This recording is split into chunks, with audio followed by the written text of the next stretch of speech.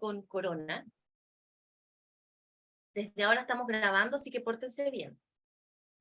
Me presento, bueno, yo soy Claudia Aldana, soy periodista, soy licenciada en Ciencias Políticas y soy la directora ejecutiva de la Fundación Una Escuela para Todos. Nosotros nacimos el año 2020 como una causa ciudadana, buscando la inclusión escolar de todos los niños y niñas y adolescentes que en ese momento se hablaba de las muy mal llamadas necesidades educativas especiales, que no tenían espacios generalmente en los colegios, que había además leyes que permitían dejarlos fuera del sistema escolar, olvidándonos que la educación es un derecho y que debía estar garantizado el acceso y la permanencia.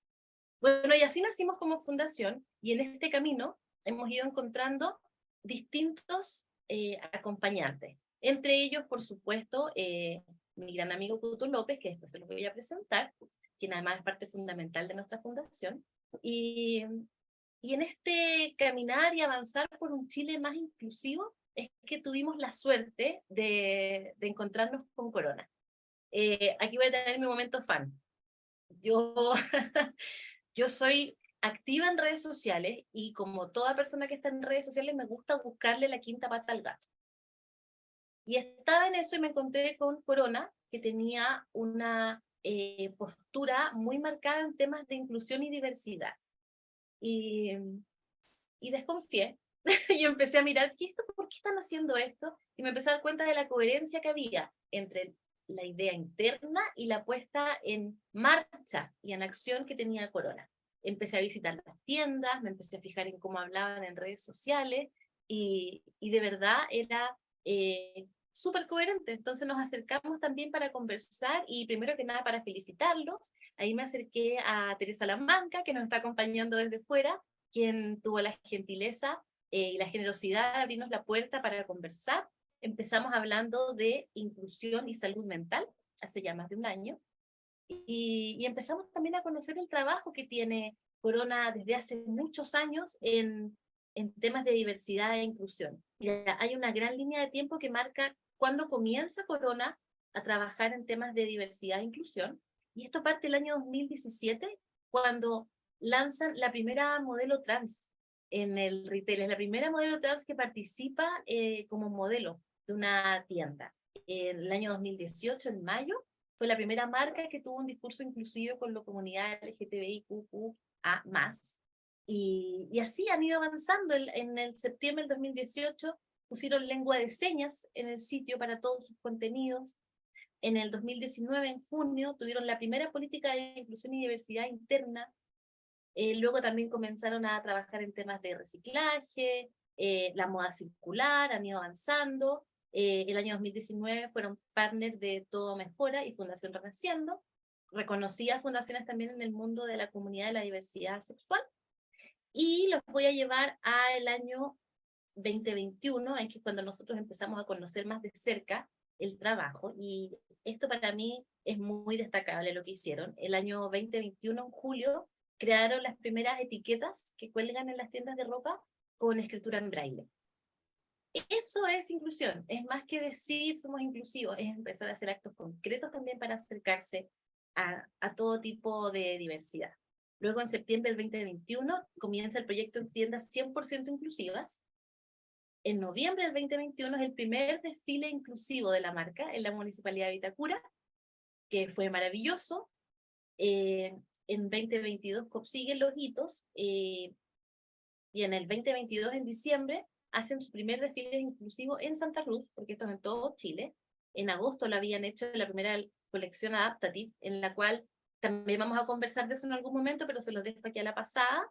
En noviembre de 2022, el primer desfile inclusivo en la comunidad de Vitacura, y también hubo uno en Santiago Centro, donde fue por primera vez que el parque forestal se abrió para un desfile de estas características. Les queremos contar esto para que ustedes también tengan en cuenta que lo que está haciendo hoy Corona no es un tema ni de marketing ni puntual. Nosotros creemos en esta tienda por su espíritu inclusivo, y también por eso es que hoy los acompañamos en la presentación de este gran momento para la comunidad neurodivergente.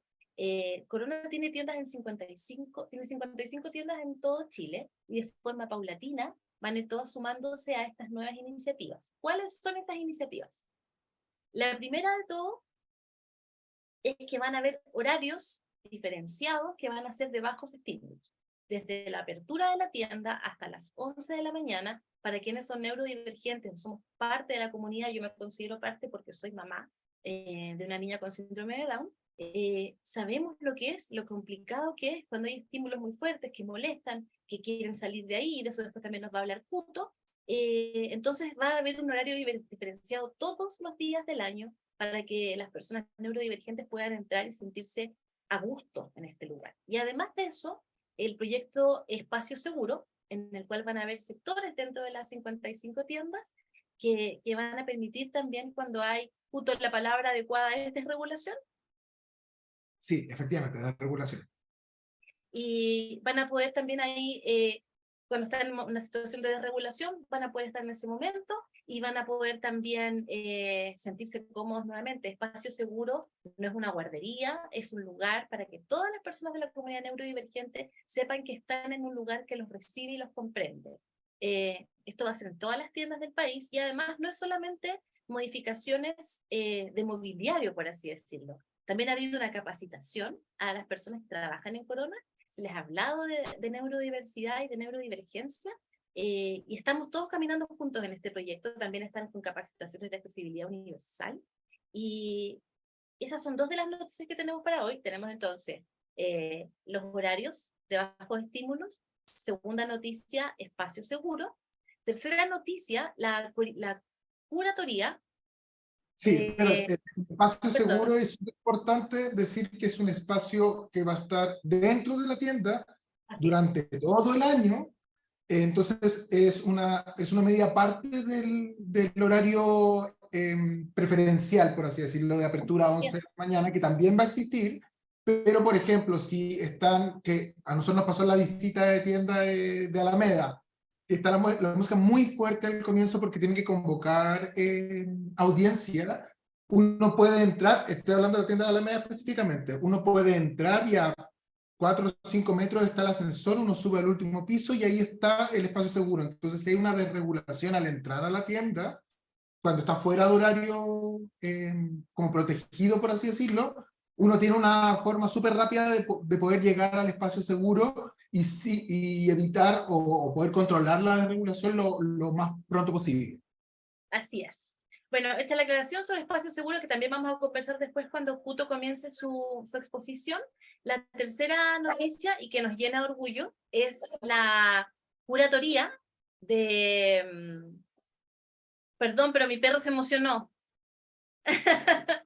Es la curatoría que se ha realizado de prendas para personas neurodivergentes. Esto quiere decir que dentro de lo que ya existe en Corona, y esto es importante destacarlo porque van a haber otras noticias después, dentro de lo que hoy existe en tiendas Corona, se hizo una selección. Esto lo ¿puedes contar tú, Cuto, cómo se hizo la selección? ¿Cómo encabezaste también ese proyecto? Fue súper larga la selección. Yo voy a contar cómo se hizo en la presentación, que fue Ah, súper entonces interesante. no, po. Ya, entonces no voy Bueno, a contar. Cortito. bueno, No quiero echar a perder la presentación que además viene, y no quiero robarte más tiempo para que podamos hablar directamente de neurodivergencia. Va a haber prendas amigables para quienes son neurodivergentes. Yo lo veo desde mi punto de vista nuevamente de mamá, no como persona neurodivergente. La ropa es un gran tema. Y muchos dicen, es una maña, córtale las etiquetas, pero no saben lo que es para una persona neurodivergente no contar con las prendas adecuadas. Por eso estos percheros que vamos a presentar más ratito son un gran avance, y es un tema también de derechos, tener la posibilidad de expresarte, de vestirte, de sentirte cómodo, y comprar donde compran todos, porque eso es inclusión. No que tengas que buscar un lugar diferente al que te gustaría o que sea fuera de la moda. Así que eso nos emociona muchísimo. Y bueno, esas son las iniciativas. Y lo otro, que esto a mí me llena más de orgullo que a nadie, es que Cuto se suma Corona. Pueden encontrar sus contenidos. Cuto es un gran creador de contenido, eh, y va a estar en corona.cl, en el blog que ahora se inaugura la sección de neurodivergencia, y que va a estar a cargo de Cuto López, nuestro querido Cuto López. bueno, quiero agradecer públicamente una vez más a la Teresa Salamanca y a todo ese equipo que trabaja con nosotros, a Félix, a quien ha estado también trabajando en diseño, que han hecho un trabajo maravilloso, muy respetuoso y con muchas ganas de aprender también. Hay un equipo gigante y no me gustaría dejar a nadie fuera, pero por eso en nombre de la Tere y de Félix quiero saludarlos a todos eh, por, por todo el apoyo que nos han dado, por lo bien que han hecho esta tarea de escuchar a dos personas intensas y agotadoras como somos tú y yo, de estar preguntando, y esta coma, y este punto, y esto, y nos han acompañado, nos han hecho sentir parte, y por eso es que Fundación Una Escuela para Todos está orgullosísima de ser parte de esto, que además es la primera tienda que lo hace en Chile, es revolucionario dentro del retail. Nadie más se la había jugado. Hay algunos que han puesto cajas, han hecho un par de guiños, pero si no se hace con un estudio adecuado, encabezado por personas neurodivergentes, yo creo que no es suficiente. Y perdón que me arranque con los tarros ahí, pero queremos agradecer de verdad, de corazón, este día para nosotros es muy bonito y muy importante y significativo, y con esto, después de haberles agradecido a ustedes, a Corona, y a todos quienes están presentes, que estoy muy impactada que hayan 180 personas a las 10 de la mañana de un día viernes conectados para hablar de neurodivergencia. Les queremos contar también que este es el primero de muchos, ¿ya? Este compromiso con Corona no es un punto, este es nuestro hito. Hubo un hito interno dentro de Corona, si no me equivoco, en el mes de abril, perdón, mayo del 2023 fue el hito interno, donde nosotros también colaboramos, donde se dio el puntapié inicial a esta nueva política que busca acoger a las personas neurodivergentes. Mauricio les va a contar más adelante la cantidad de personas que hay en Chile, cuántas son y por qué es tan importante esto. Y veo a la Tere. Tere, bravo, gracias por... Mira lo que estamos haciendo. ¡Hola, Nati! Esto gracias a ustedes, de corazón. Una tienda con un propósito y que lo cumple y que no lo usa como un eslogan, sino que nosotros lo vemos en lo cotidiano, cómo funciona. Así que para mí, desde todo mi corazón, un aplauso para el equipo de Corona por este compromiso que tienen con nosotros, por el trabajo maravilloso que están haciendo. No se dan cuenta cómo cambian la vida de muchas personas con algo que para algunos dicen es un detalle. En la realidad no es un detalle, están haciendo algo, bueno, historia dentro de la comunidad neurodivergente. Así que, dicho lo anterior, dejo con ustedes a quien es nuestro expositor el día de hoy. Bueno, Mauricio López Fernández, que todos lo conocemos como Cuto López, es una persona autista, pero también se va a presentar él, es investigador social, es experto por experiencia de núcleo DISCA, es además, hay que decir, es el Luis Miguel de Una Escuela para Todos.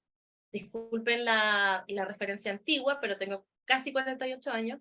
Es el corazón de la fundación y en temas de neurodivergencias que nos va guiando y nos va enseñando y nos invita a reflexionar también. Lo pueden seguir también en sus redes sociales, Cuto López en Instagram, y quiero además decir que Cuto, además de ser esta gran figura dentro de la comunidad autista, es guionista, es muy premiado por su trabajo como director audiovisual, y seguramente quienes ven Netflix pueden que hayan visto ya Perfil Falso. Cuto es una de las personas que está detrás de los guiones. Así que, sin más, dejo a mi amigo y a la persona que yo creo que mejor puede presentar este tema, Cuto. Adelante. Muchísimas gracias, Claudita. Como siempre, un gusto compartir contigo. Yo no voy a ver los comentarios porque estoy en presentación completa, pero si tienen preguntas, la Claudia me la puede redirigir en cualquier minuto. Así que no sé para dónde mirar, pero creo que hay. Cortito, súper enano. Solamente darte las gracias a ti públicamente, a la Claudia. Solamente 30 segundos. Solo darte las gracias a ti y a todos los que están asistiendo a este webinar. Es un tremendo honor tenerte a ti, tener a la Claudia y poder co-crear esto juntos. Solo queríamos conectarnos para darte las gracias. Estamos súper emocionadas, de verdad. Solo es eso. Teresa Salamanca, por si acaso, porque no se presentó. Preséntate un poco. Soy la Tere Salamanca, trabajo en marketing, estoy con Nata en este momento, estamos juntas fuera de Chile, con 6 horas de diferencia, pero conectadísimas de corazón con esto. Así que les mandamos un beso enorme y gracias por la instancia. Solo queríamos agradecerte a ti, agradecer al equipo y a todos los que han hecho posible que finalmente esto sea una realidad en Chile y que sea la nueva realidad del mundo. Así que eso es un tremendo orgullo. Un beso gigante y adelante. Muchas gracias. Ay, qué nervio. Hola, hoy vengo a hablarles sobre neurodivergencia, sobre las principales barreras que enfrentamos las personas neurodivergentes y también despejar algunas dudas que hay sobre neurodivergencia, sobre neurodiversidad y cómo se aborda el tema en general, especialmente en los medios de comunicación, que es una problemática un poco que se ha dado últimamente, siempre con una buena intención, pero existe mucha información dando vueltas, entonces es bueno que aclaremos bien desde un punto de vista con enfoque de derecho, una perspectiva de derecho, y también con, ¿por qué no decirlo? una, un enfoque también académico. Yo trabajo en la academia, ahora me voy a presentar un poco. Mi nombre es Mauricio López, como dijo Claudia, me dice Puto, soy director audiovisual de profesión y magíster en guión cinematográfico. Como dijo Claudia también, soy parte y he sido parte de los equipos de escritura de teleseries chilenas como Perdona Nuestros Pecados, Demente, Generación 98 y en proyectos internacionales también como Perfil Falso, que está ahora en Netflix, y Roommates, una serie muy mala que hice cuando era muy chico para HBO. Así que no la vean, es como que no le he dicho nada. Actualmente estoy cursando 2 diplomados, uno en investigación social cualitativa y otro en investigación social cuantitativa, y acabo de terminar un diplomado en la Escuela de Gobierno de la Organización de los Estados Americanos sobre liderazgo en inclusión y acceso a derechos.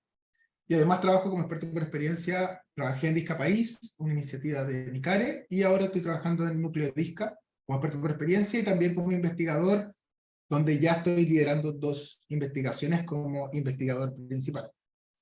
Pero, aunque no lo crean, esto no se los estoy contando para que me validen como expositor de este webinar, sino que para que entiendan que hasta hace muy poco tiempo,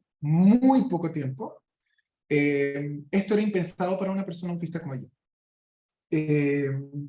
Una persona autista jamás podría haber estudiado una carrera de pregrado, mucho menos tener estudios de posgrado, y no podía tener, y no tenía derecho, aún más, no es que no podía tener, no tenía derechos a tener una vida de familia, una vida social, una vida de pareja, una vida sexual, como la mayoría de ustedes tienen, asumo.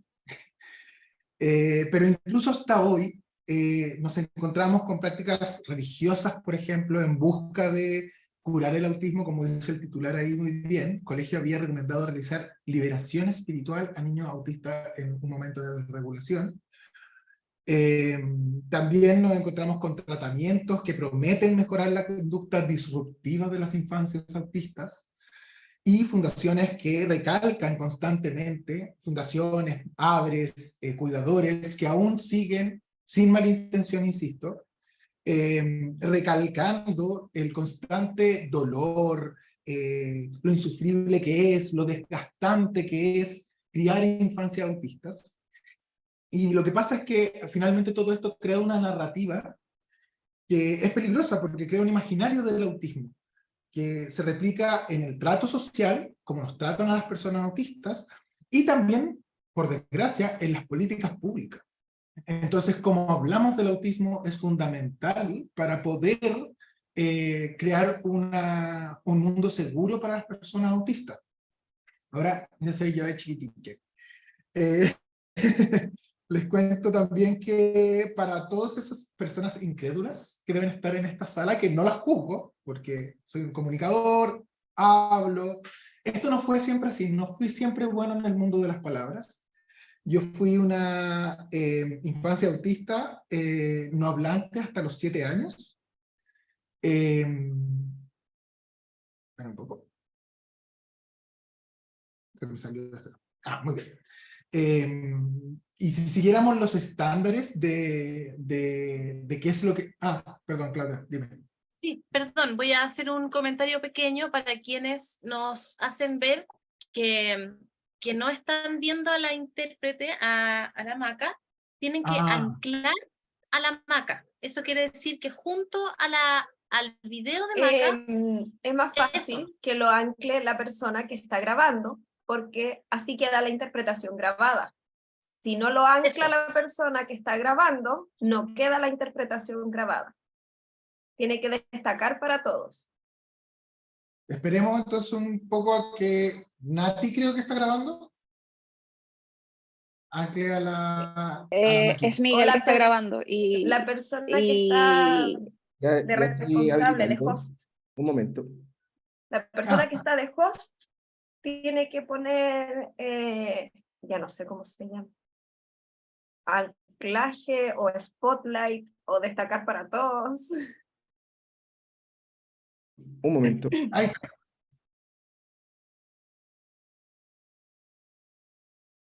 ¿Se ve? ¿La ven todos a Maca en la primera pantallita?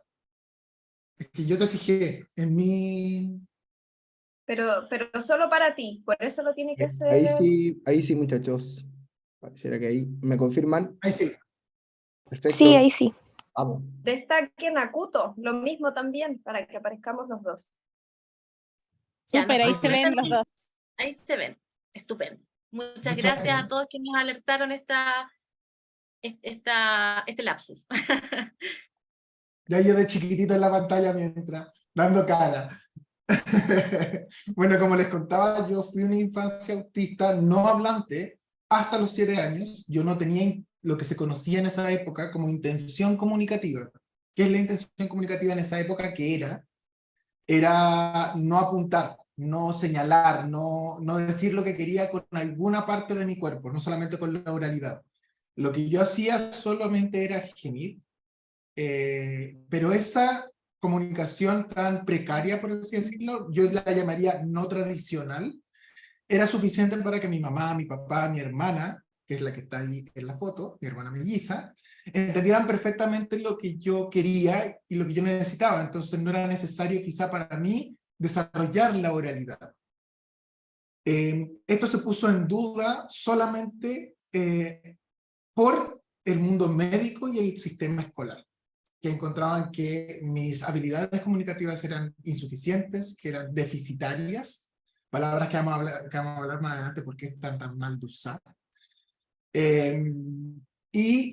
A través de, esto estamos hablando de principios de los 90, igual su tiempo atrás, a través de estas amenazas de separarme de mi hermana, de que si no aprendía a leer, a escribir y hablar en primero básico, en un año lectivo, iba a repetir, me iban a separar de mi hermana, que era mi único apoyo, en la vida escolar, digo, que tenía mis papás también, y si no lo lograba hacer en otro año más, iba a ir directamente a una escuela especial, donde probablemente, y hay que ser súper honesto, yo no estaría aquí hablándoles a ustedes de la manera que les estoy hablando, quizá no hubiese desarrollado la oralidad, y probablemente no tendría la trayectoria laboral que les hice, que les destaqué al principio, que por eso lo hice, de hecho. No para creerme ni decir que yo tengo tantos títulos o no sé qué, sino que para que entiendan que esa trayectoria que yo tuve y que yo tengo en este minuto pudo verse perjudicada por un sistema escolar que no entendió y un sistema médico de salud que tampoco lo hizo. Entonces, como les decía también, si tuviésemos que hacer como el cuestionario autista que le gusta mucho a las personas, que es como, bueno, tú hablas, entonces no eres autista. Tú miras a los ojos, no eres autista. Si tuviese que llenar ese cuestionario ridículo que la gente quiere llenar siempre, probablemente marcaba todas las casillas, porque no hablaba, era una infancia incómoda para la sociedad, no tenía amigos, me autolesionaba con mis manos, o pegándome en la cabeza con las murallas cuando me desregulaba, o siendo agresivo con mis cuidadores también. Entonces, es para que vean un poco cómo la trayectoria del autismo no siempre va a ser la misma, sino que puede ir cambiando durante el ciclo de vida. No es algo inamovible, como ninguna discapacidad lo es. Y finalmente lo que queremos ver también es que la oralidad no es el único sistema de comunicación, como la Maca pueden verlo con la Maca. La oralidad es el sistema tradicional de comunicación, pero si una infancia no se puede o no quiere comunicarse a través de la oralidad, tenemos que estar siempre fomentando otras formas no tradicionales de comunicación. Ay, por alguna razón no puedo pasar nada. Yo siempre cuando hago charlas, congresos o conferencias, webinars como este, me gusta partir con una frase que dijo una investigadora autista australiana que a mí me gusta muchísimo, que se llama Jacqueline Hutton.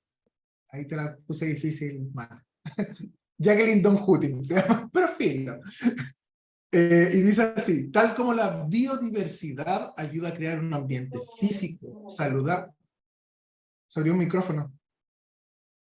Ah, no. Bueno, tal como la biodiversidad ayuda a crear un ambiente físico saludable y sustentable, la neurodiversidad puede ayudar a crear un ambiente cognitivo, y yo diría afectivo también, saludable y sustentable. Entonces, hoy en día se está hablando mucho de la palabra neurodiversidad. Está en boca de todo el mundo, incluso está en muchos espacios públicos y más recientemente en nuestra legislación. Pero mi pregunta es, ¿estamos hablando todos de lo mismo? Y la verdad es que no, por desgracia no. La neurodiversidad es un hecho biológico, no es una perspectiva, ni un enfoque, ni una creencia, ni un paradigma, ni una posición política.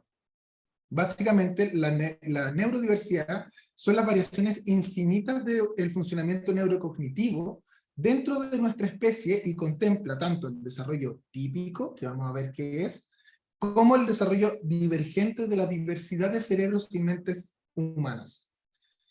Y como dice muy bien otra investigadora autista, que se llama Damian Milton, ningún ser humano está fuera del espectro de la neurodiversidad, al igual que ningún humano queda fuera del espectro de la diversidad racial, étnica y cultural. Entonces, cuando de repente nos encontramos con señalética o con empresas que hacen espacios para la neurodiversidad o cajas para la neurodiversidad, lo que estamos diciendo es que es una caja para todo el mundo, porque todos somos neurodiversos. Las personas autistas, las alistas, como las alistas son una persona no autista, para que no se confundan. Las personas autistas somos neurodiversos, las personas alistas son neurodiversas, las personas con atención divergente, por ejemplo, o como antes se conocía TDAH, son neurodiversas. Entonces no estamos haciendo ninguna diferenciación. Para que lo tengan claro, existen dos tipos de funcionamiento neurocognitivo. Por una parte está el desarrollo típico, que aproximadamente es el 85% de la población, y lo más seguro, que también, no quiero asumir neurotipos, pero igual, lo más seguro es que también sea la mayor parte de las personas que nos acompañan en este webinar. Y están las personas como yo, que presentamos un funcionamiento neurocognitivo divergente y representamos más o menos, según las estadísticas, al 15% de la población. Nosotros ya sabemos más o menos, en el mundo que se dedica a la investigación académica, que esta cifra es mucho más cercana de lo que se ve acá. Aún no hay estudios que lo puedan decir con certeza, pero sabemos más o menos que la situación es mucho más cercana de lo que estamos viendo y lo que se vio antiguamente. Estos dos neurotipos los conocimos como los neurotípicos, que sería el funcionamiento o el desarrollo típico del cerebro, y están las personas neurodivergentes, que son las personas que tienen un desarrollo divergente de este procesamiento neurocognitivo. Entonces, para que lo tengamos muy claro, neurodivergencia y neurotipicidad conforman la neurodiversidad. Entonces, no hablemos nunca más de como personas autistas son neurodiversas. En teoría, sí, pero está mal empleado. Todos somos neurodiversos. Ustedes también son neurodiversos. Todos funcionamos cognitivamente de una forma particular. Incluso dentro de la neurotipicidad y dentro de la neurodivergencia. Todos funcionamos de una manera distinta. Tenemos ciertas como destaques que podemos destacar, evidentemente. Y ahí está. Dentro de las neurodivergencias, encontramos a las personas autistas, a las atentamente divergentes, que ahí puse como TDAH porque es como se conoce más, pero no me gusta hablar desde el enfoque del trastorno, después vamos a hablar porque también no hablo desde el enfoque del trastorno. Las personas con síndrome de Down, las personas disléxicas, las personas con discalculia, etc. Nuestras mentes tienen algo en común en este grupo, y es que procesamos la información y estímulos de forma distinta a la de la mayoría de la población o la población neurotípica. No es un funcionamiento ni una forma de pensar mejor, ni mucho menos peor, solo es distinta. Y lo que más me gusta decir, si conocen a una persona autista, solo conocen a una persona autista, no conocen el autismo, porque el autismo se representa y se manifiesta de distintas formas en las personas autistas, y hay tantas formas de autismo como personas autistas hay. Y aquí está lo más divertido, que es lo que más nos convoca, que es el espacio seguro. Por todo lo que les dije anteriormente, es tan importante que existan espacios seguros dentro de todas las empresas. No debería ser una iniciativa que debería brillar, menos en el 2023, pero se ha sido negligente con los derechos de las personas neurodivergentes hasta el día de hoy. Entonces, por eso todo lo que les he narrado hasta el momento es importante y cobra tanta importancia en días como hoy, o en días como el domingo, que va a ser el Día del Orgullo Autista. Nosotros estamos haciendo esta iniciativa previo y como una antesala al Día del Orgullo Autista. Pero el Día del Orgullo Autista se celebra el domingo, el 18 de junio, igual que el Día del Padre. Y acá vamos a entrar en cifras. Todo esto es muy importante, especialmente después del primer estudio de estimación de prevalencia de autismo que se hizo en Chile. Nunca se había hecho un estudio de estimación de prevalencia en Chile. ¿Existen en otros lugares del mundo? Sí, evidentemente, pero en Chile no existía. Y este estima que 1 de cada 56 niñas, niños y adolescentes chilenas son autistas.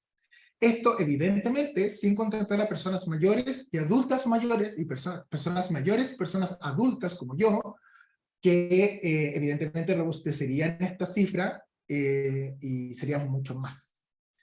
Y también para que hablar de la identificación formal y otros factores que también tienen que ver con la accesibilidad educacional y la accesibilidad económica, que también lo vamos a ver más adelante.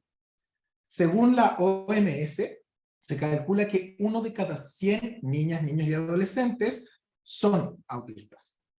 Y según el National Health Statistics Report del 2012, el 2% de la población es autista. Y los últimos estudios, que esto es muy importante que lo sepamos porque hay mucha información equívoca dando vuelta, los últimos estudios dicen que la proporción entre mujeres y hombres del binarismo, estamos hablando, para variar, una lata, pero tenemos que hacerlo, es la proporción de identificaciones es de 1 a 1. Pasamos por mucho tiempo donde se creía que era cada 30 hombres una mujer era autista. Bueno, primero era, las mujeres no pueden ser autistas. Después salió Zuccarello con sus estudios que eran mucho anteriores a los de los hombres que estudiaron autismo en cerebros masculinos, en cerebros de niños varones autistas. Y se creía que las mujeres no podían ser autistas, después cada 30 hombres una mujer, después cada 6 hombres una mujer, después cada 5, ahora está dando vueltas, cada 4 hombres una mujer es autista, y eso es falso. Eso tiene un nombre y se llama sesgo de género. Y es que hay características del autismo en mujeres que pueden camuflar de mejor forma, ¿sabes que ni siquiera voy a hablar de camuflar? Pueden engañar a profesionales de la salud de mejor forma. ¿Y por qué digo engañar?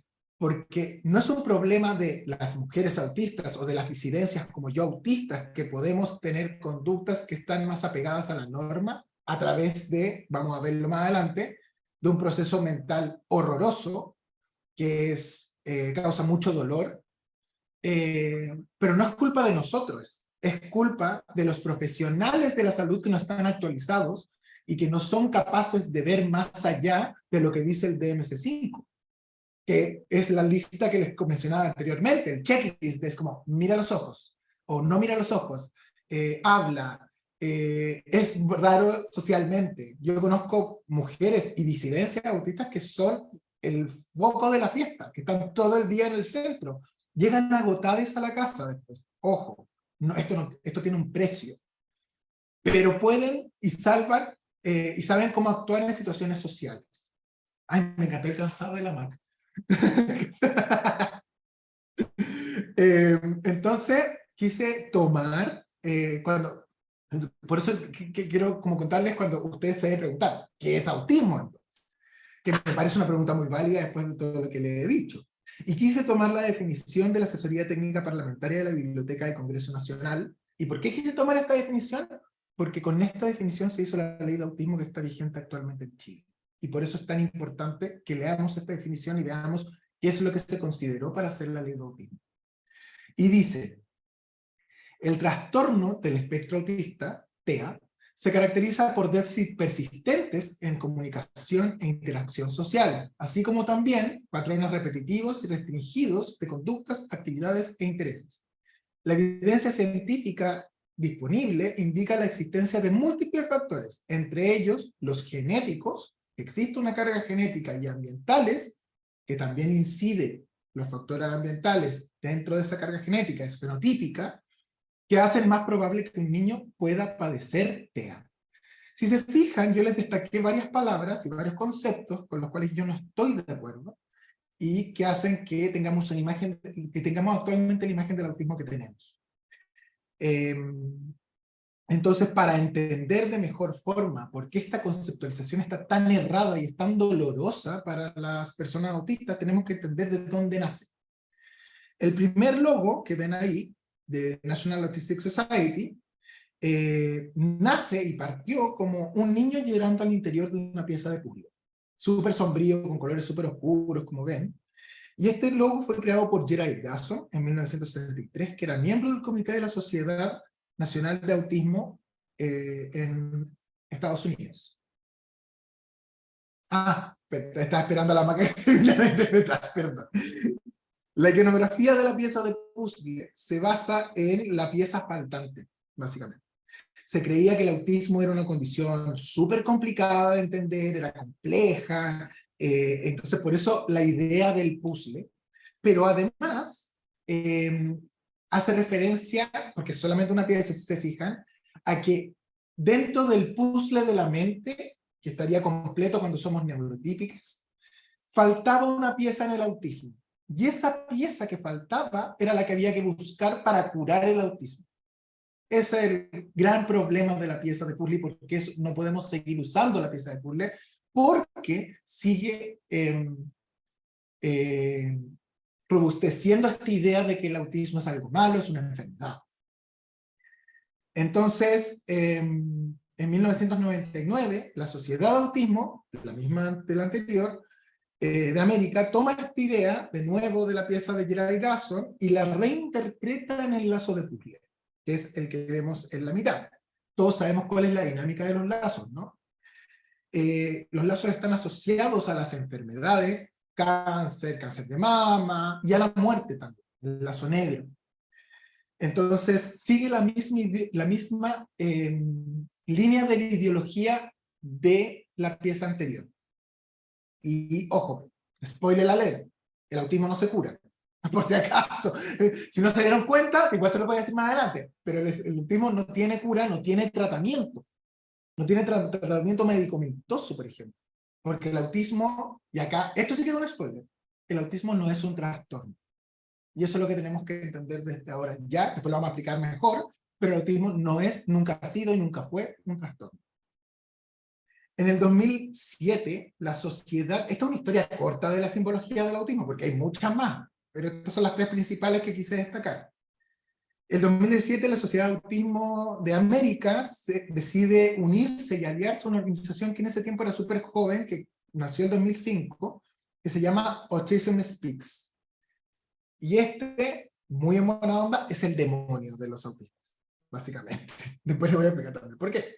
Autism Speaks fue creada por Bob y Susan Wright en el 2005, como dije, tras la identificación de su nieto como una persona autista. El problema es que hasta el 2016, el objetivo de esta organización aún era buscar la cura al autismo, razón por la cual crearon de partida esta organización. Autism Speaks es una de las organizaciones que tiene más relevancia a nivel mundial, es la que tiene mayor financiamiento a nivel mundial, y más del 70% del financiamiento que ocupa esta organización es para buscar o curas al autismo o tratamientos que ayuden a que las personas autistas nos veamos menos autistas y molestemos menos. Pero una parte ínfima, si es que no ninguna, hay un estudio de la investigadora autista que yo les di, que es Jacqueline Putin, al principio, que ella analiza el financiamiento en estudios de autismo desde el 2007 al 2019, si no me equivoco, en Australia, y ella encontró que solamente un 4% de la investigación iba enfocada en cosas como esta. Cómo hacerle la vida más fácil y poder comunicarnos con las personas autistas de una forma sana y que podamos comprenderlas y no juzgarlas. O sea, dar un paso más. No nosotros dar el paso de comunicarnos con ustedes por completo, que es lo que pasa hasta ahora, sino ustedes dar un paso y encontrarnos en la mitad del camino. Toda esta simbología fue hecha por la comunidad que rodea a las personas autistas. Estoy hablando personal médico, educativo, cuidadores, padres, etc. Pero nada de esto estuvo consultado con personas autistas. Y ese es el gran problema que existe con esta simbología. Por eso nosotros somos tan reticentes a la pieza de puzzle, al color azul, porque nos recuerdan toda esta historia de que básicamente querían borrarnos del mapa. Porque actualmente en Chile y en el mundo, ser una persona autista, aunque ustedes no lo crean, es peligroso, es una amenaza. Entonces, la comunidad autista de adultos autistas empezamos alrededor del mundo. Esto no pasa en Chile solamente, para que no creamos que los chilenos que están haciendo cosas no. Esto alrededor del mundo, la comunidad autista de adultos autistas empezó a crear una nueva simbología que con la cual nos sintiéramos representados. Y ahí salió el logo del infinito con los colores del arco iris. ¿Por qué? Es medio cliché y medio romanticón, pero me gusta mucho a mí. Bueno, yo escribí teleserie, entonces obviamente que me gustan las cosas cliché y romanticonas.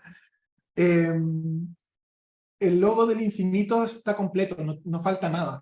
Entonces esto quiere decir que a nosotros no nos falta nada, no hay ninguna pieza que nos falte. Somos personas autistas y neurodivergentes, así de sencillo. No somos ni más ni menos que las neurotípicas, somos distintas solamente. No nos falta nada y los colores del arco iris tienen mucho significado. Yo sé que hay una parte conservadora de la sociedad que dice como, la ideología de género y esas cosas tan ridículas, perdón que lo diga, pero tiene que ver con la diversidad del espectro autista, o sea, que todos somos distintos, como les decía antes. Si conoces a una persona autista, conoces solo una persona autista, y solo una forma, una representación, una manifestación del autismo, no las manifestaciones del autismo. También primero se empezó a poner porque también existía diversidad sexogenérica, mujeres, hombres, personas no binarias, personas trans, que están dentro del espectro autista. Y finalmente, porque hay estudios, no uno, varios, donde se estudia cuál es la identificación de las personas autistas respecto a su identificación sexogenérica, y lo que dieron esos resultados, que son resultados que son estándar ya, porque se han comprobado en varios estudios, es que el 70% de la población LGBT, el 70% de la población autista se ve representada con la comunidad LGBTIQANB+. Esto no quiere decir que todos y todas las personas autistas seamos gay, lesbianas, bisexuales, no binarias, etc. También tiene que ver con una sensación de pertenencia, que nosotros, al ser una comunidad segregada por mucho tiempo, invisibilizada por mucho tiempo, tendemos a reconocernos más en comunidades que han sido segregadas e invisibilizadas por mucho tiempo también. Entonces, las personas que se identifican como heterosexuales, por ejemplo, dentro del espectro, están súper cómodos en ambientes de comunidades más segregadas como la comunidad LGBTIQANB+. Para que no se asuste toda la gente y digan como, ¡ay, hijo, la ideología de género! No, no es lo que pasa. Entonces, cuando hablamos, después de todo esto, mucha gente me sigue preguntando, ¿se mide el autismo? Y la verdad es que hemos pasado por un sinfín de nomenclatura. Pasamos desde los espectros del autismo a el espectro autista, por ejemplo. Después llegamos a la famosa severidad, que era el autismo leve y el autismo severo. Entonces uno era o menos autista o más autista, dependiendo de las necesidades de apoyo que uno tuviese, por ejemplo, o también si habían coocurrencias como una discapacidad intelectual, que por mucho tiempo se pensó que el autismo coocurría sí o sí con discapacidad intelectual, que es una falsedad, porque ahora los estudios que manejamos actualmente dicen que solamente el 30% de la comunidad autista tiene como coocurrencia discapacidad intelectual. Y ese fue, me salgo del libreto, esa fue la razón por la cual yo no fui identificado cuando era pequeño, porque como les conté, yo era un autista de manual, por así decirlo. De hecho, eso es después les voy a contar, pero eso es un link a algo que estoy realizando como un proyecto personal. Era un autista de manual, pero cuando se me hacían los test de inteligencia, el DISC y todos esos test de inteligencia que se hacen, mi inteligencia salía sobre la media. Entonces, todo el mundo decía, bueno, no habla, es mega autista, pero no tiene, en esa época se llamaba así, ojo, retraso mental. No tenía ninguna discapacidad intelectual. Sí, terrible, lo sé. De hecho, al final les voy a dejar un glosario donde salen términos que no se pueden usar ahora actualmente. Y dentro de eso está el retraso mental. Entonces se descartaba el diagnóstico de autismo, la identificación autista en un segundo. Este chico es otra cosa, no sabemos qué, pero evidentemente no es autista. Después pasamos a los grados, que está el famoso que aún se usa, alto funcionamiento. ¿Qué es ser un autista de alto funcionamiento? Yo soy un autista de alto funcionamiento para el sistema médico, por ejemplo. ¿Por qué? Porque puedo tener familia, tengo una vida sexual, tengo una vida de pareja, tengo amigos, tengo trabajo, que es lo más importante para la funcionalidad. Tengo trabajo. Entonces, ¿qué es lo que quiere decir esto? Es que somos autistas, que somos funcionales para el sistema actual que rige este mundo, que es la productividad masiva. Después pasamos a los tipos. Esto fue hasta el 2013. El DMC4, con el DMC5 que salió en 2013, esto ya no existe, por si acaso. Vamos a ser súper tajantes. Y ahí existían los distintos tipos de autismo y se hablaba de los espectros del autismo. Estaba el autismo, el síndrome de Rett, el síndrome de Asperger, que vamos a hablar porque ya no se usa, trastorno desintegrativo infantil o síndrome de Heller, el trastorno generalizado del desarrollo no especificado. Y no me acuerdo cuál de los dos era, si el trastorno desintegrativo o el trastorno generalizado era el autismo por generación espontánea, que era el más divertido de todos. Que era que mi hija nace normal, y de un día para otro le apareció el autismo. Como una gripe, como una influenza, como salió autismo. Entonces, no era que naciera autista, es que el niño por alguna razón, probablemente en esa época, lo estaban justificando con la comida, con la parentalidad, con el apego temprano y todas esas cosas, el niño se transformaba en un autista. Entonces, tenía esta narrativa, que pasa lo mismo con la comunidad gay y trans, si se fijan, que es, nos quieren hacer a nuestros hijos de tal forma. Nuestros hijos están siendo contaminados por estas personas.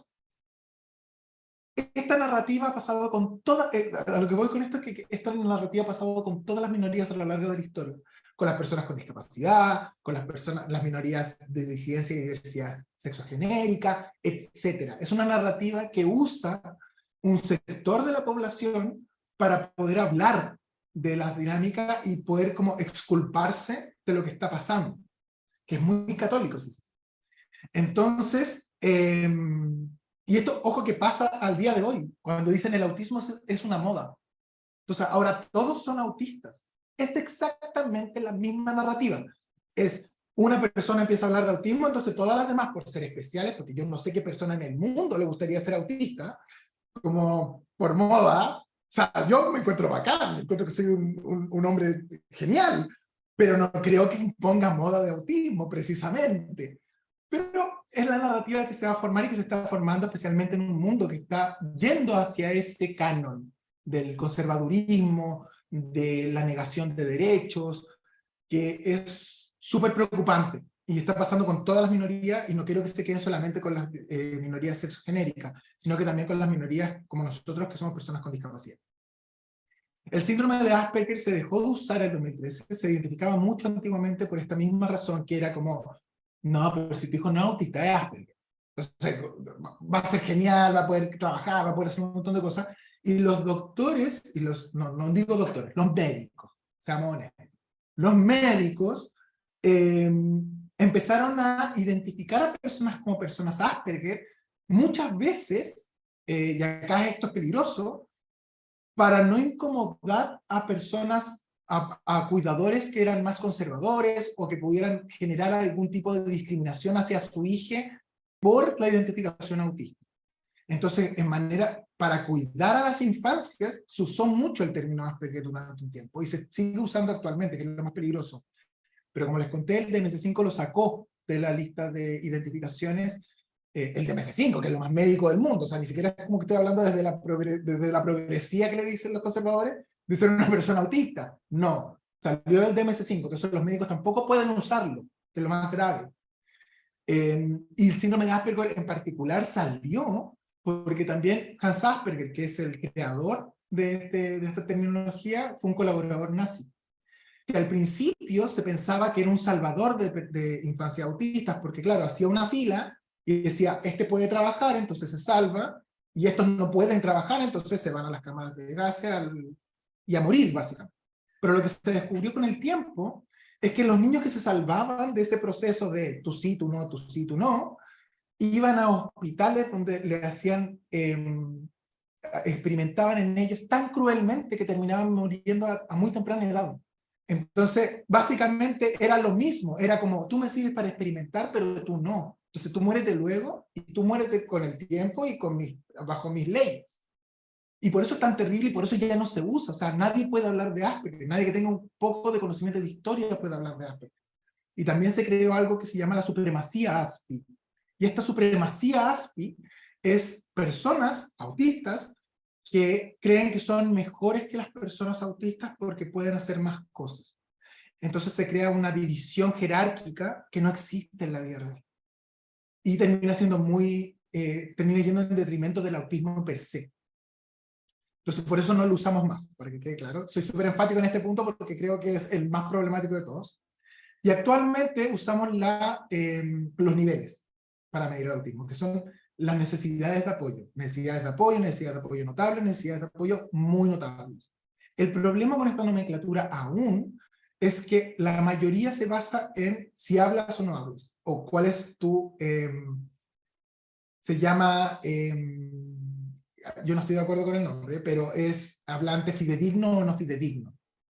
Yo ahí tengo una carga teórica que de hecho estoy trabajando con otros investigadores para crear un nuevo léxico, y en vez de hablar de hablantes no fidedignos, es hablar de hablantes incomprendidos, porque la mayoría del tiempo tiene que ver con eso, con la incomprensión del medio al hablante, que puede ser un hablante que, por ejemplo, tiene problemas o tiene desafíos motores, tiene desafíos cognitivos, etc. Pero ese es el problema con los niveles, porque, por ejemplo, yo siempre cuento lo mismo. Mis necesidades de apoyo son kinesiólogo, psiquiatra, psicólogo, neurólogo, terapeuta ocupacional para un tema, terapeuta ocupacional para mi trastorno de la conducta alimentaria que tiene que ver con mi perfil sensorial, que es el ARPI. Son 6 apoyos. Yo en teoría debería tener necesidades de apoyo muy notables. Pero como hablo y como trabajo y como soy sociable, o puedo estar, no soy sociable, eso es mentira, pero puedo estar en reuniones sociales y en reuniones laborales, soy un autista con necesidades de apoyo solo. Pero económicamente, yo soy un autista con necesidades de apoyo muy notables. Y eso no lo ve este sistema. Entonces, si empezamos a hacer leyes con este sistema, probablemente yo no voy a tener cubiertas todas mis necesidades, porque no me las va a cubrir nada, digamos, ni mi seguro, ni nada. Y el gran problema del autismo, entonces, es que lo vemos como un constructo binario. O soy muy autista, o soy muy poco autista. Y esto es lo que yo llamo la meritocracia del autismo, que es horrorosa. Esto es algo que los adultos autistas tenemos que hacer diariamente con personas neurotípicas, incluso con padres, con cuidadores, de otras personas autistas. Estamos bajo un constante cuestionamiento sobre si somos lo suficientemente autistas, si somos muy raros, o si incomodamos mucho, o si no, y lo peor de todo, si no incomodamos lo suficiente, que es el gran debate actual, porque claro, si no te ven autista, como si existiera, que lo vamos a hablar también después, como si existiera un estereotipo, una caracterología física del autismo, si no te ven autista, entonces tú no eres autista para ellos y no te validan. El altercado más grande que tuve, yo creo, yo recibo súper poco odio en redes sociales, yo soy activista y divulgador de autismo. Entonces, de los activistas y los divulgadores, yo soy el que menos odio recibe, no sé por qué, pero por suerte recibo poco. Pero un día, un 2 de abril, que es el Día Internacional del Autismo, que no lo celebramos por las mismas razones de la simbología, porque también fue creado por educadores, por padres, por madres, por cuidadores, etc. Y es súper patologizante ese día, pero ese día las personas adultas autistas recibimos una cantidad de odio que es horroroso, porque nos validan a través de las experiencias personales, de las experiencias como, mi hijo es así, y tú no eres así, entonces tú no eres. Recuerdo que un día una mamá de una infancia autista me escribió, y mientras me cuestionaba si yo era autista o no era autista, y que me pedía los certificados de mi autismo, y todo lo que hacen las mamás azules de repente, muy mal, porque hay mamás azules que no lo hacen. Mamás Azules es un grupo de personas, de mamás de infancia, generalmente o adolescencias autistas, que se identifican con toda esa simbología del azul, de la pieza de puzzle, y en su interior, por desgracia, también tienen esto como de, queremos mejorar a mi hijo y que no sea tan autista, etc. Bueno, a mí mientras me cuestionaba mi propia identificación, me dijo, ojalá tú tuvieras el autismo de mi hijo. Y yo quedé helado y súper triste. Estaba súper enojado, pero mi enojo bajó inmediatamente y lo que primero que como atiné a escribirle fue como, ojalá que nunca tu hija vea esto en la vida. O sea, yo lo voy a borrar, bórralo tú, te doy la oportunidad, porque no me gustaría ser tu hija y encontrarme con ese mensaje en tus dedos, ¿cachai? Y ahí la bloqueé, evidentemente, porque creo que no puedo como generar una emoción con una persona que está en ese estado. Y por eso les decía que ser un adulto autista en este minuto es peligroso. Nos juzgan, nos tiran odio, nos cuestionan. Entonces, generalmente nosotros tenemos que estar diciendo, bueno, yo, que es lo que yo hice al principio, yo a los 7 años era una infancia no hablante, entonces estoy validando mi experiencia autista, porque ahora quizá no soy la imagen del autismo que ustedes tienen en su imaginario. Entonces tengo que estar validando mi autismo. Y esas son como respuestas que son súper tóxicas para nosotros. Entonces, como de verdad se ve el espectro autista, es un poco como este gráfico de manzana, creo que le llaman, yo no sé muy bueno de qué cosa, pero una cosa así, este gráfico. El autismo es un espectro, y cada uno de estos elementos que ven ahí, habilidades sociales, función ejecutiva, propriocepción, autorregulación, varía de persona en persona, y es más, varía día a día en cada persona. Yo puedo tener desafíos en mis habilidades sociales, por ejemplo, cuando volví a la presencialidad después de la pandemia. Este ya no era un 10%, era probablemente un 60%. Mis intereses profundos crecieron en pandemia. Me compré todo lo que encontré de tiburones, que es mi interés profundo, como ven ahí. Y como ven, aquí. Los amo, me encantan. Sé todo sobre tiburones. Sé que el tiburón de Groenlandia vive hasta los 600 años, o que alcanza su madurez reproductiva a los 250 años. Cosas que a nadie le interesa saber, pero yo sí las sé. Entonces, lo primero que tenemos que entender es que la interacción de las personas autistas con el medio es lo que provoca nuestras desregulaciones, nuestras crisis, y que puede generar una situación de discapacidad. Yo soy una persona autista en situación de discapacidad, tengo mi credencial, yo me muevo en la vida como una persona autista con discapacidad, orgullosamente. Cuando me preguntan, ¿es el autismo una discapacidad? Yo siempre digo, depende. No te puedo decir ni sí ni que no. ¿Por qué? Porque depende de la interacción con el medio. cuánto el medio hace insoportable mi existencia o no. Entonces puedo tener más discapacidad un día que otra, efectivamente, como cualquier persona con discapacidad. Por ejemplo, una persona con discapacidad física que tiene un ascensor para llegar a su local de votación, por ejemplo. Está en una situación de discapacidad menor que otra que fue a un colegio donde solamente hay escalera y tienen que bajar la urna, y que pasó una vez también que subieron la persona en silla de ruedas un montón de personas por las escaleras, que es tremendamente inseguro y es una vulneración de derechos. Pero la discapacidad funciona en este marco gris, que puede existir y no puede existir y que depende del medio. Y aquí llegamos a la parte más, no sé si dura por así decirlo, pero es información pura y dura. El Lancet de Psiquiatría lanzó en el 2019 un metaanálisis. Un metaanálisis son un conjunto, es un análisis que junta un montón de estudios parecidos y los analiza en completo. Entonces las muestras son mucho más grandes, son de 1000 personas, 10.000 personas, son súper representativos los metaanálisis. Y mostraba estas cifras que son preocupantes. La población autista es 3 veces más propensa a intentos de suicidio y suicidio que la población general.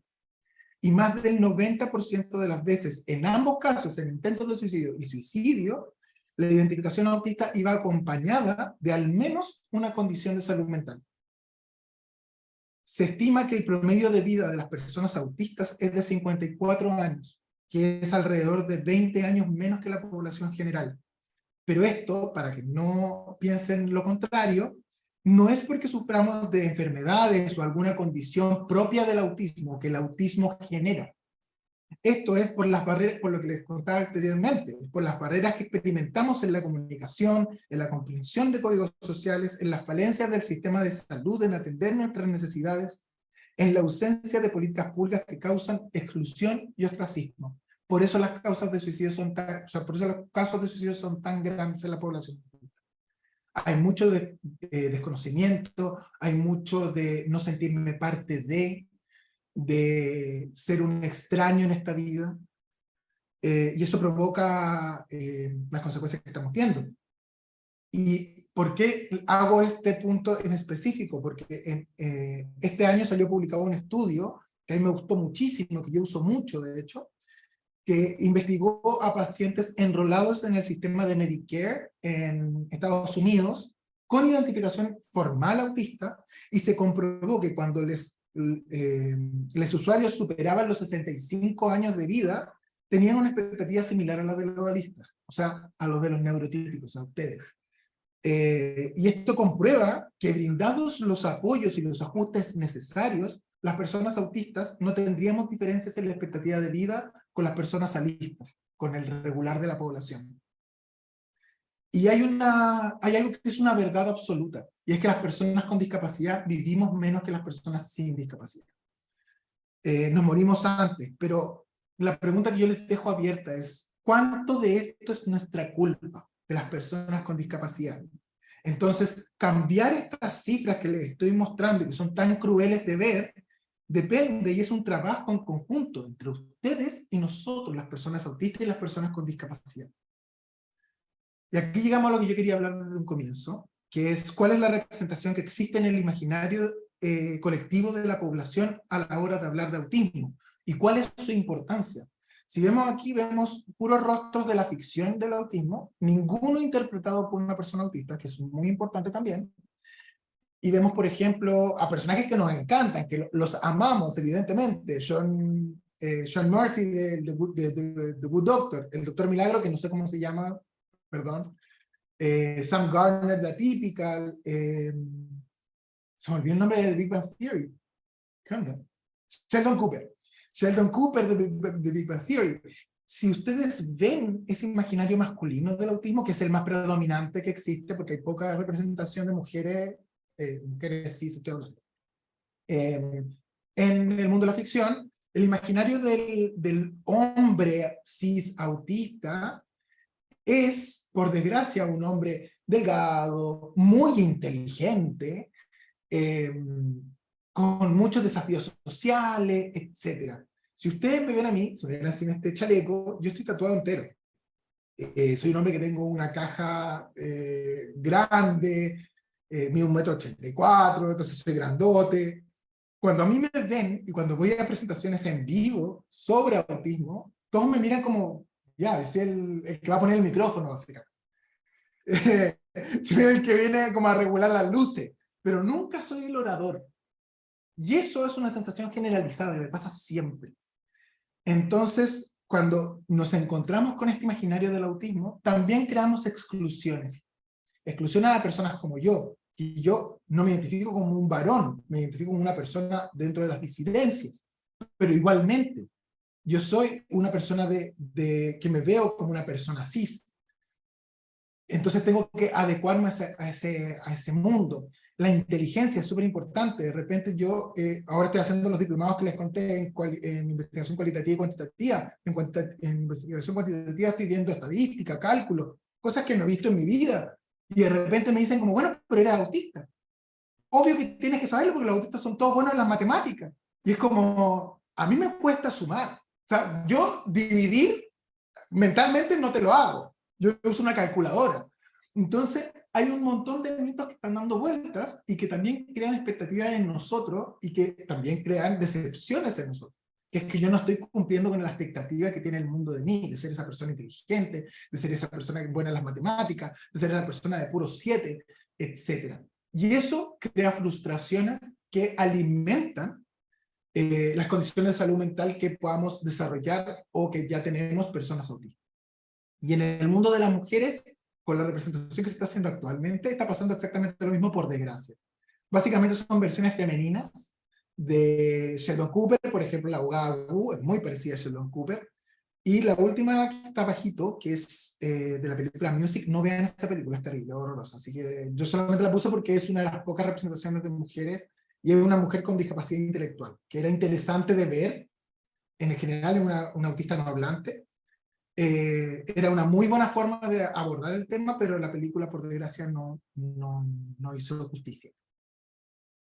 Y acá vamos a pasar a la parte entretenida para mí, probablemente no tan entretenida para todo el mundo, pero el debate académico por muchos años se ha centrado en el lenguaje patologizante o médico, diciendo que es la forma de hablar de autismo.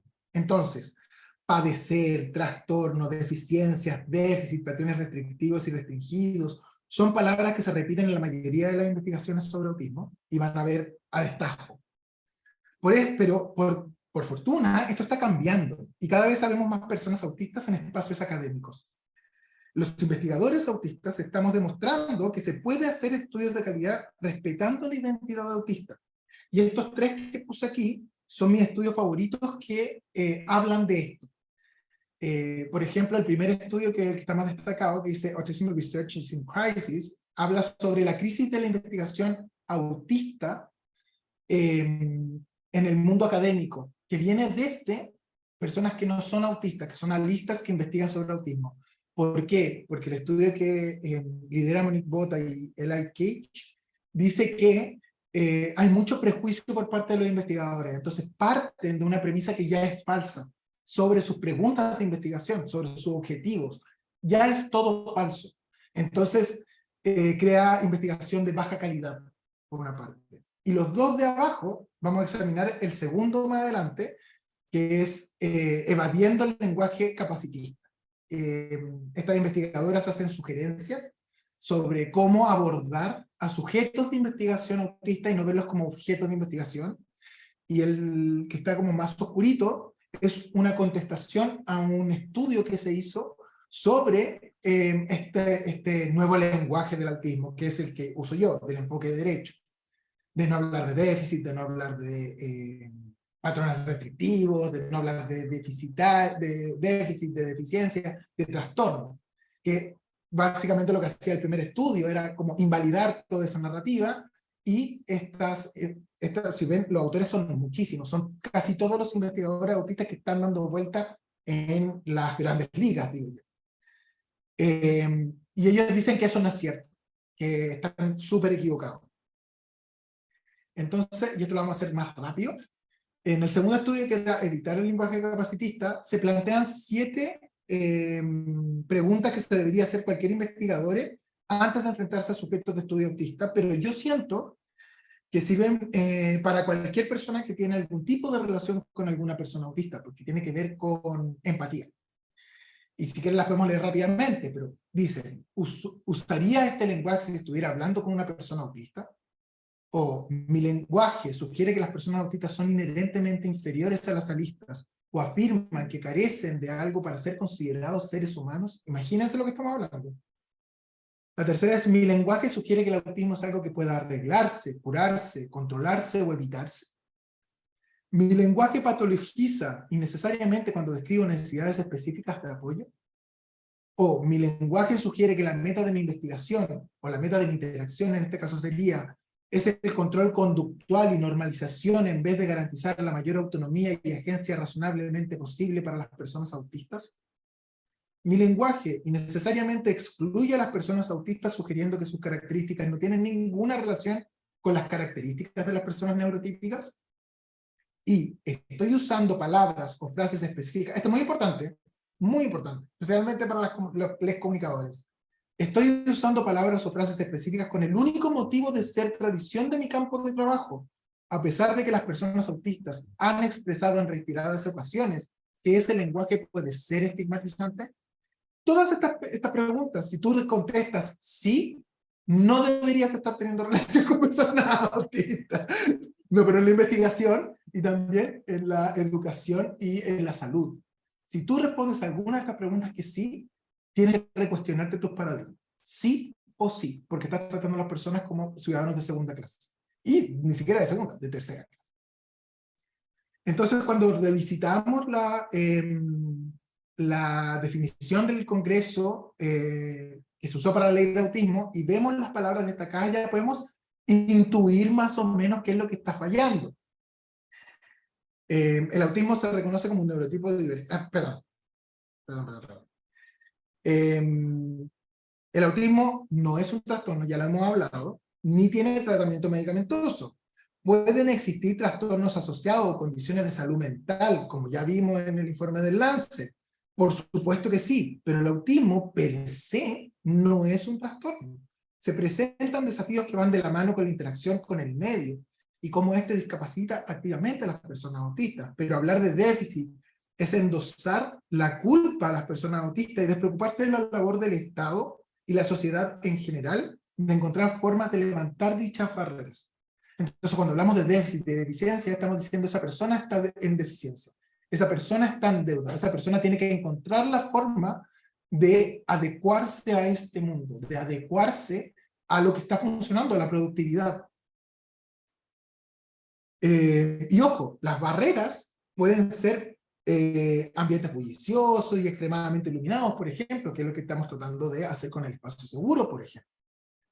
Hay una sinestesia en el autismo y en las neurodivergencias, que es cuando te dice tu hija que le duele la luz, por ejemplo, o le duele el ruido, que para las personas neurotípicas es ridículo. Yo lo entiendo, es como, ¿cómo te va a doler el ruido? No tienen relación.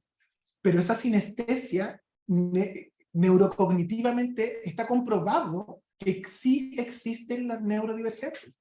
O sea, hay estímulos visuales, estímulos auditivos que resuenan en áreas del cerebro que sí provocan dolor físico.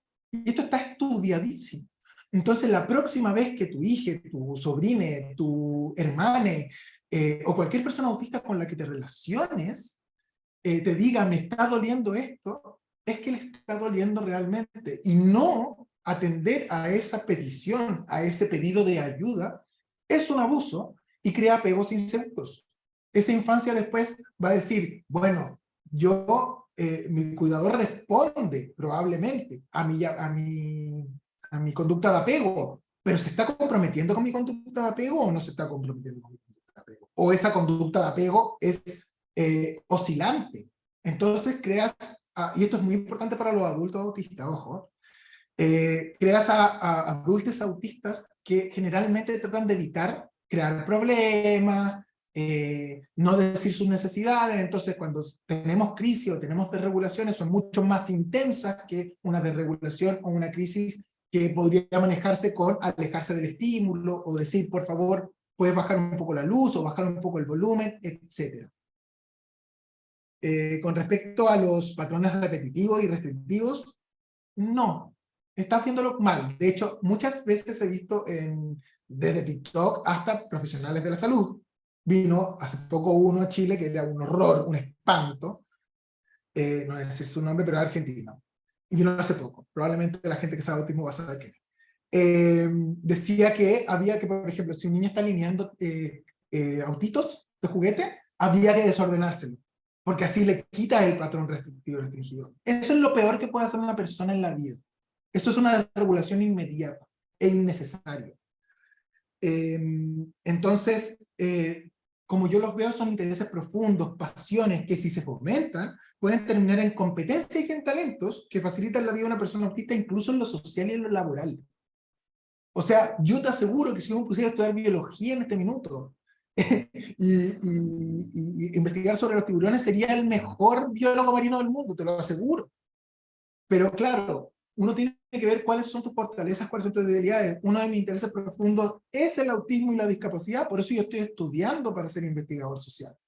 Y por eso me va tan bien en esos ramos y en esos programas de posgrado, aunque me cueste un mundo, aunque vea cálculo, aunque vea estadística, es porque es parte de mi interés profundo, y si uno canaliza esos intereses profundos, es más fácil llegar a comunicarse con esa infancia autista por una parte, y por otra parte, crear talentos y competencias reales que sirven en el mundo. Y lo que más me molesta que el último, padecer un TEA. Hay dos cosas muy malas en ese último concepto. Uno, el autismo no se padece. O sea, yo no sé si ustedes me están viendo padecer. Yo no estoy padeciendo de nada.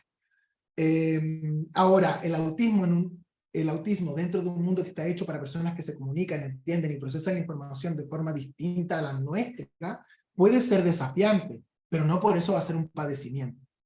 Puede ser desafiante sí o sí. Y finalmente, como ya lo hablamos anteriormente, no existen los espectros del autismo. Eso ya no existe.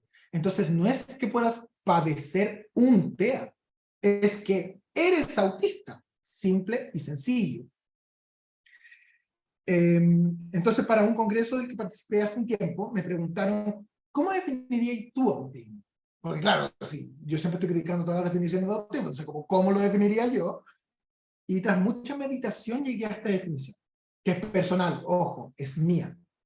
El autismo se reconoce como un neurotipo divergente, que es la variación natural y necesaria del desarrollo neurológico del cerebro, donde la información se procesa, se integra, ¿qué tal el cursor ahí? Se integra de forma distinta a la del resto de la población con respecto a lo sensorial, cognitivo y afectivo. Se caracteriza por atención en detalles, búsqueda de patrones y sistematización de la información en base a la focalización de intereses profundos o pasiones, que pueden ser, ojo aquí, temporales, permanentes, únicas o diversas. ¿Qué me refiero con eso? Los intereses profundos pueden durar un tiempo, pueden durar toda la vida, puede ser uno o pueden ser muchos. Todas esas formas son válidas, por si acaso, porque a veces uno cree que solamente puede ser un interés profundo y súper restrictivo. No, no funciona así.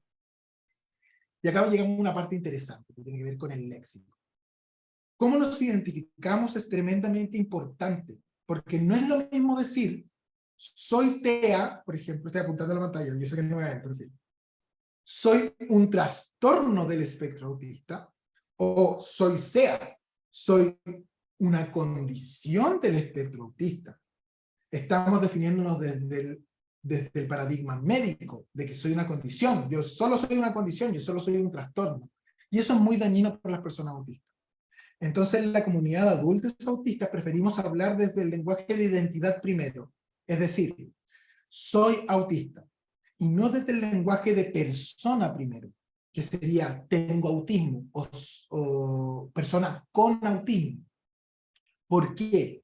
Porque creemos y experimentamos que el autismo no es algo que podamos sacarnos como un chaleco o como una mochila. Entonces yo no voy a una reunión social y dejo el autismo en la casa.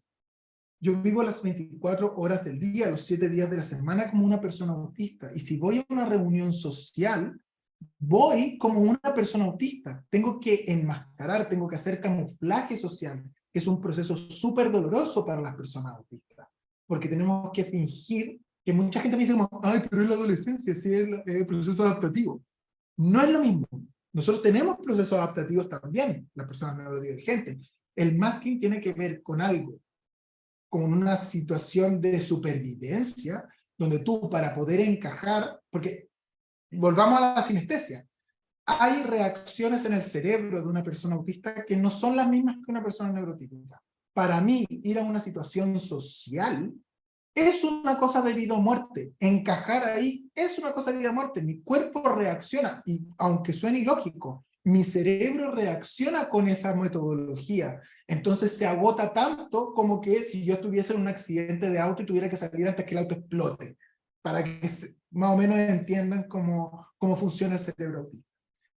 Crea todas esas señales, libera todas esas hormonas en este momento. Entonces, el camuflaje es una respuesta de vida o muerte a una situación que puede ser tan simple como ir a socializar a un lugar con un amigo. A mí me pasaba en la universidad, por ejemplo, que me di cuenta en cuarto año que todo el mundo decía, ¡ay, qué falso el cuto, qué falso el cuto, qué falso el cuto! Yo no entendía por qué, porque yo pensaba que lo estaba haciendo regio. Y después, cuando vi para atrás, me di cuenta que, claro, en una fiesta grande, en una reunión grande, yo iba a un grupo de personas y actuaba de una forma.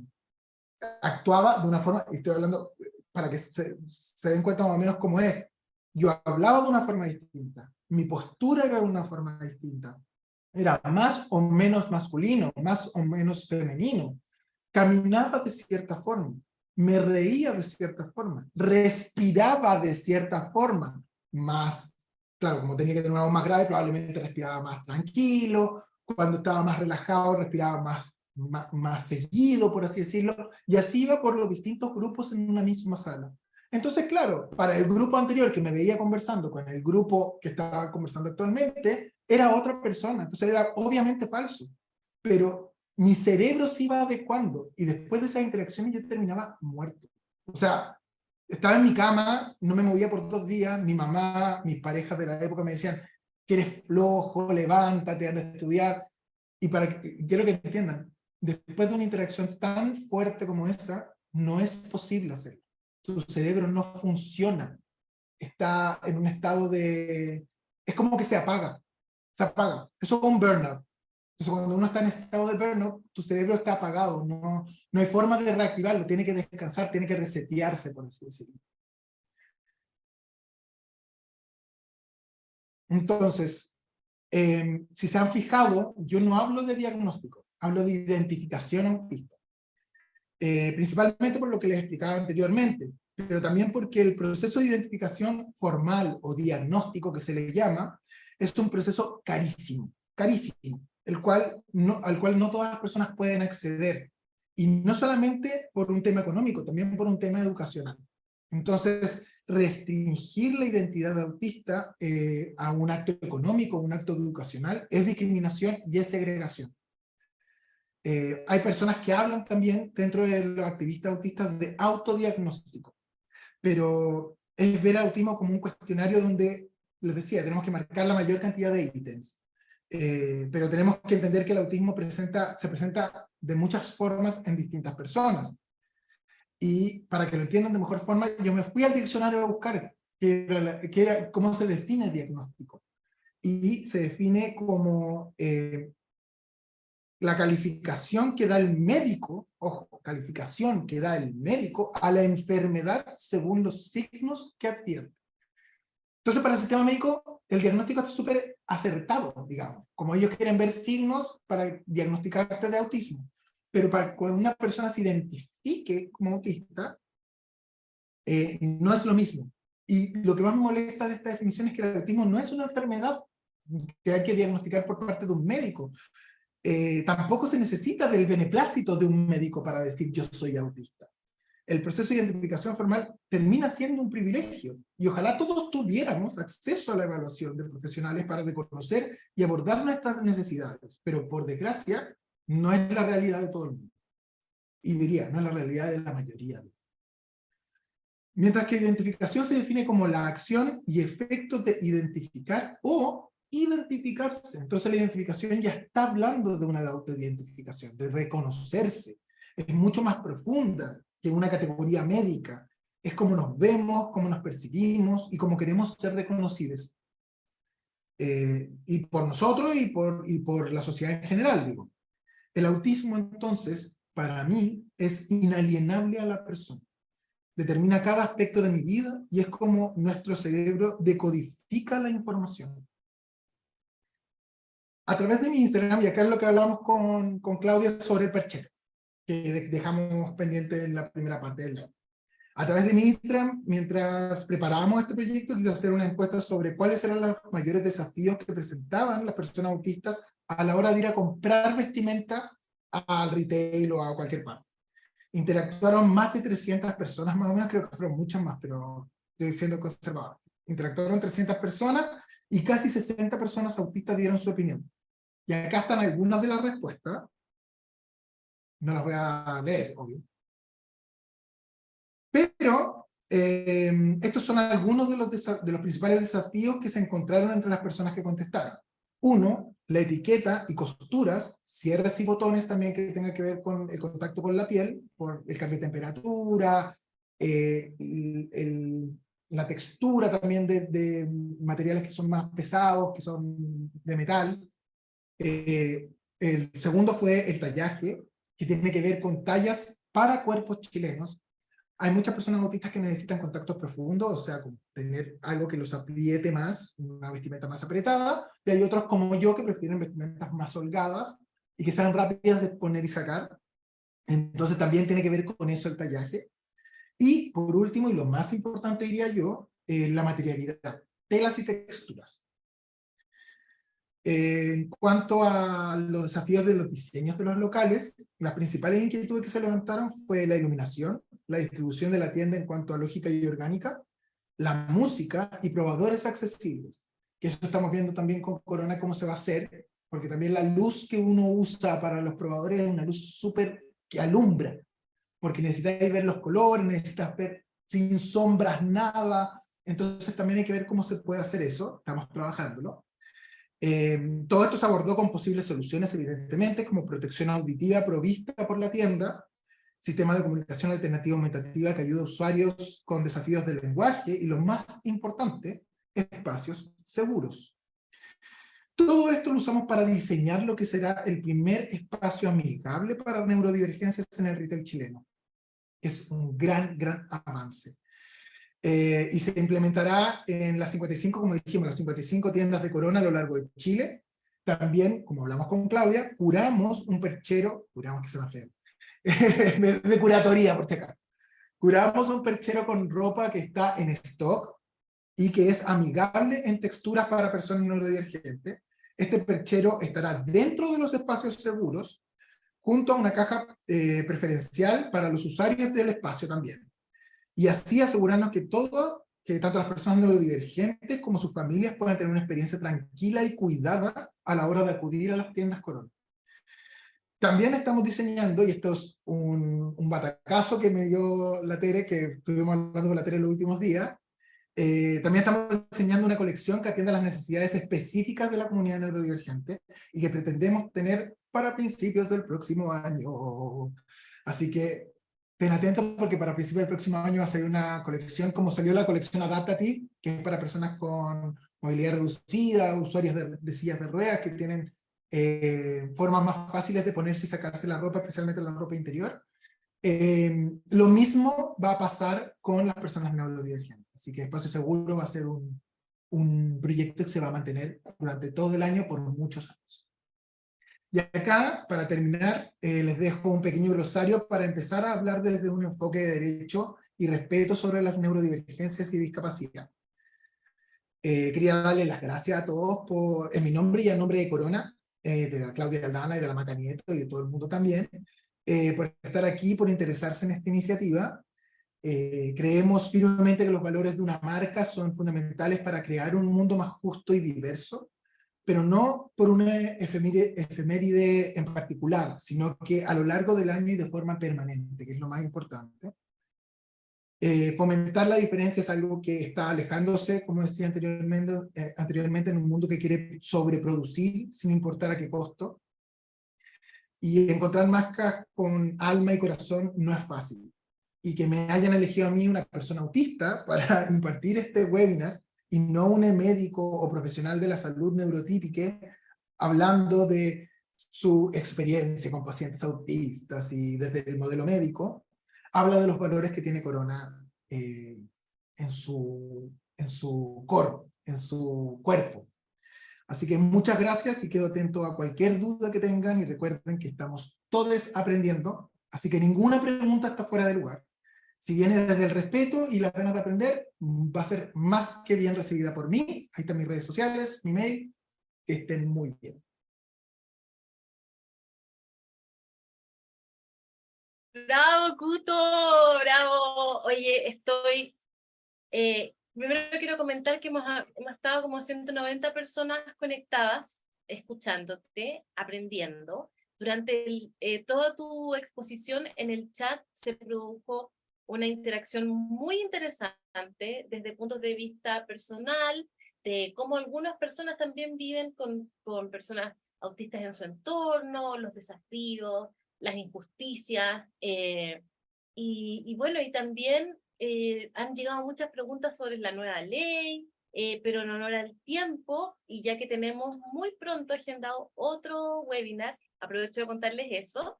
En muy poco tiempo más vamos a hacer una segunda parte de este webinar con Corona, porque esto es una colaboración que empieza hoy públicamente y que se va a mantener en el tiempo. Así que todas estas preguntas van a ser respondidas también.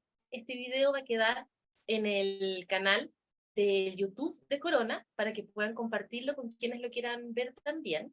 Y aprovecho, tal como dice Cuto, de contarles que pronto, en agosto, viene un nuevo lanzamiento de la colección Adaptative, que fue el primer hito pensado en personas con discapacidad física acá en Chile para que puedan vestirse sin tanto apoyo, que es un derecho, poder vestirse sin que te estén cuidando, y también un gran impulso a las cuidadoras, que nos dañamos muchas veces. Eso es lo que yo decía sobre garantizar la mayor autonomía y autodeterminación razonable y progresiva.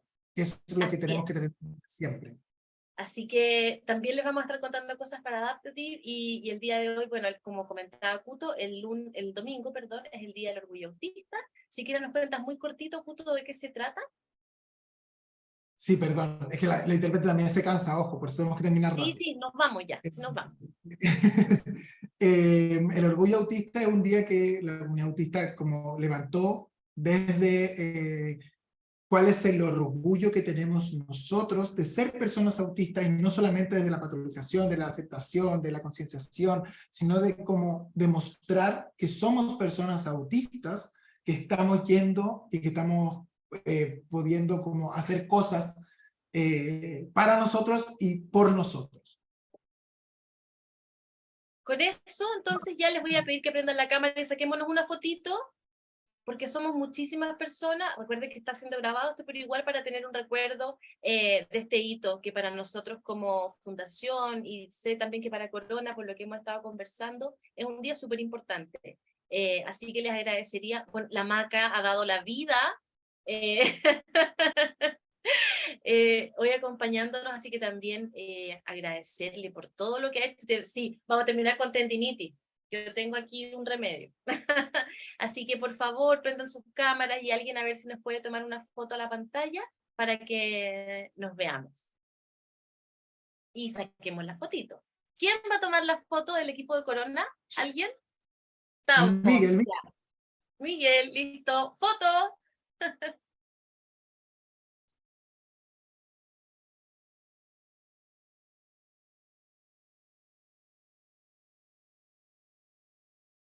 ¿Estamos? ¿Ya fue? ¿Estamos? Otra. Otra más.